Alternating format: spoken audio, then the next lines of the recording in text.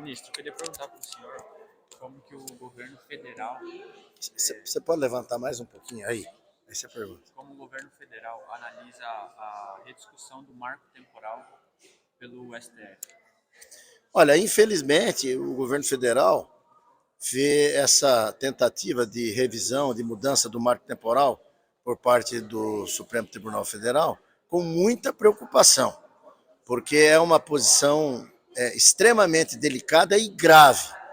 Essa situação pode, inclusive, criar uma crise de proporções assim incalculáveis, porque você, com uma medida dessa, alterar aquilo que já está estabelecido na nossa Constituição de 1988. A Constituição é muito clara. Quem faz lei é o Congresso Nacional.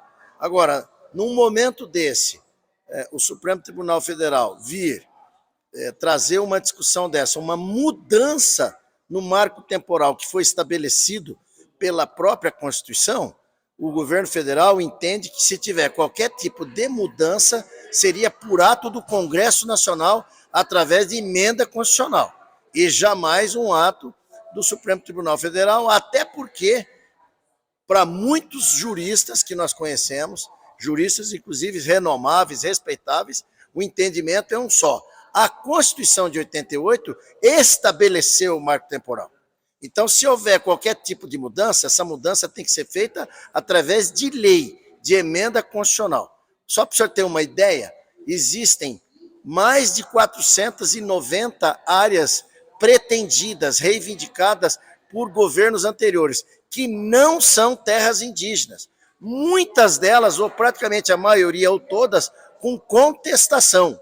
E essas reivindicações estão em início de ações administrativas, muitas se tornaram ações judiciais pela dimensão do estrago, da injustiça cometida, porque ferem, inclusive, o marco temporal. Agora, querer mudar o marco temporal estabelecido pela Constituição, não através de lei, o governo federal entende que é totalmente desprovido daquilo que estabelece a nossa própria Constituição Federal. O estrago é muito grande. Para o senhor ter uma ideia, são hoje 490 áreas pretendidas, tá, com ações administrativas feitas lá atrás em outros governos, que transformarão o Brasil, hoje tem 14% do seu território, 14% do seu território como terras indígenas, só essas 490 áreas pode transformar aproximadamente o Brasil em 30%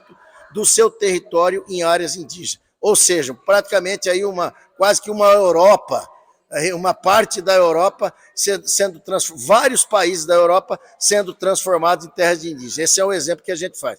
Então é um tema muito delicado que jamais poderia ser tratado da forma que está sendo tratado pelo Supremo Tribunal, e sim pelo Congresso Nacional através de emenda constitucional.